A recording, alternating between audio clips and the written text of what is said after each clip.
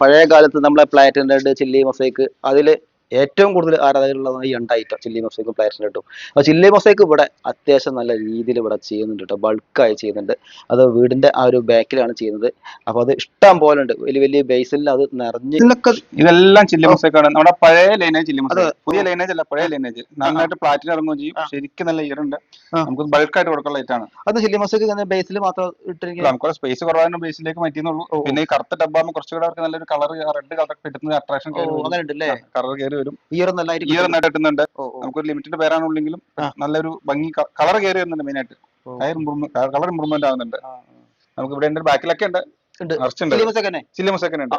ഒരു 500 പേരിന്റെ മേലെ നമുക്ക് പിടിക്കാൻ കിട്ടും.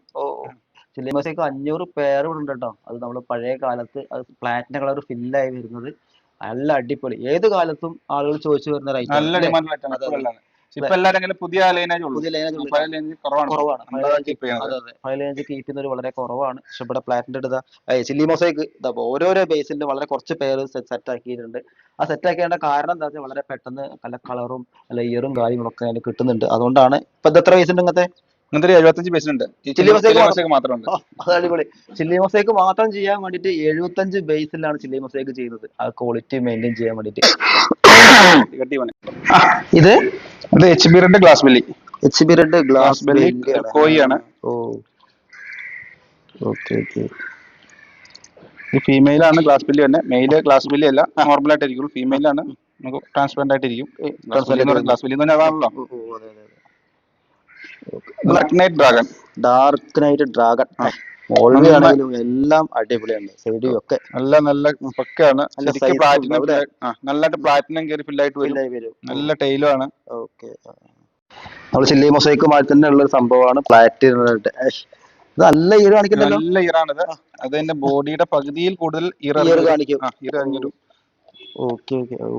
ഇയർ ഇഷ്ടപ്പെടുന്നവർക്ക് ശരിക്കും നല്ല എലഫന്റ് ഇയർ എന്ന് അത് തന്നെ പറയാം. നല്ല ഇയറാണ് ഇയർ കാണിക്കുന്നത്. സൈസ് കൂടുന്നവരും ഏജ് കൂടുന്നവരും ഇയർ ഇറങ്ങി വരും. പ്ലാറ്റിനം ശരിക്കും ഫുൾ ടൈപ്പാണ്. പഴയ കാലത്തുള്ള തന്നെയാണ്. നല്ല ഡിമാൻഡുള്ള ഐറ്റം ആയിരുന്നു.